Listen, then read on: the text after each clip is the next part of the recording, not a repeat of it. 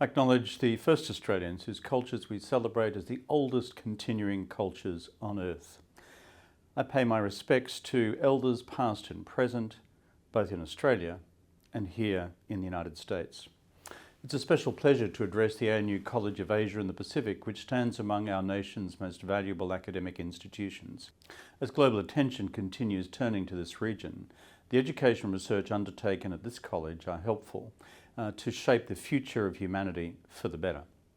Indeed, I'm not only pleased to address you in my role as Ambassador to the United States and as a representative of the Australian government, but as an individual who sometime back in the Mesolithic period was given the opportunity to learn Chinese language and history at this very college. And it was my honour to return as Prime Minister to found the Australian Centre on China in the World, designed to conduct groundbreaking research and mentor new generations of scholars with deep expertise in the Middle Kingdom. In uncertain times, it's ever more important to provide venues to thoughtfully test and debate provocative ideas, and to do so with academic rigour, knowing that speakers need to stack up their views with reason and with evidence. I fondly remember sitting awestruck as an undergraduate somewhere in the depths of the H.C. Coombs building, watching a debate unfold over the history and future of human rights in China. In one corner was the great sinologist Pierre Ryckmans, who became my thesis supervisor. In the other was Stephen Fitzgerald, who just returned from his posting as Australia's first ambassador to the People's Republic, in what we still called in those days Peking. For some people this might seem dull, but for me it was like watching two giants hurling boulders at each other. Each argument landed like a clap of thunder in my young eardrums. I can only hope that the conversations and debates of the past week have been just as profound, firing the imagination and fueling further inquiry for all of you. But there's a reason why the theme of this week is confluence and creation.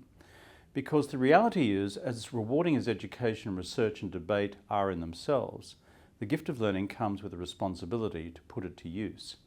And that burden becomes clear when reflecting on the matters on which I have focused for much of my career: peace, security, development in the Asia-Pacific region. The United States, China and their respective partners have a deep and common interest in avoiding open military confrontation. That's because the risks of the general escalation of any such confrontation into an all-out war, those risks are very great indeed. The economic costs, domestic political impacts and unknowable geostrategic consequences of such a war would probably be of an order of magnitude that we have not seen since the Second World War. But being deeply educated of those risks is not enough. It's important for sharp minds such as yours in every country to focus on practical ways through. Because history, despite what the Marxists may tell us, is never determined for us. It is there for all of us to write. We all have political agency. Active engagement matters. We can see the changes that have accelerated in China over the past decade following Xi Jinping's rise to the leadership. And these changes have altered the deep analytical underpinnings of the United States and Allied strategy towards China. This new US approach can perhaps best be described as managed strategic competition, although different terms of art are used within the Washington Beltway. Managed strategic competition holds that the domains of foreign policy, economic policy, technology and ideology should be subject to no holds barred but non-violent competition between the US and China. It is anchored in a doctrine of integrated deterrence in order to persuade Beijing that the costs and risks of unilateral military or cyber action against Taiwan or against US treaty allies in the region would simply be too great to consider, let alone initiate.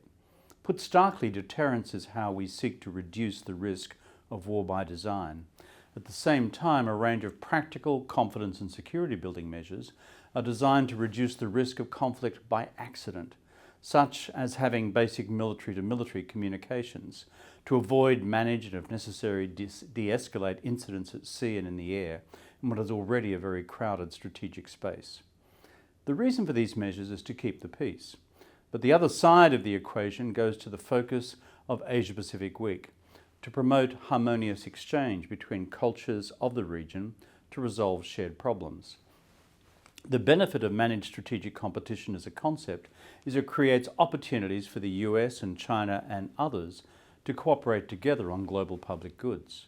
For example, in maintaining global financial stability, given the near-death experience we all faced in the global financial crisis of 2008-9, and in reducing the dangers of another pandemic, given how we all failed to deal effectively with the last one, as well as the enduring great challenge of avoiding catastrophic climate change. As this Academy knows well, the laws of physics have no respect for human politics. The biosphere and the climate that sustains it doesn't care what excuses or rationales may be offered to justify policy inertia. The times are already too late for procrastination. But there is also a rational basis for hope.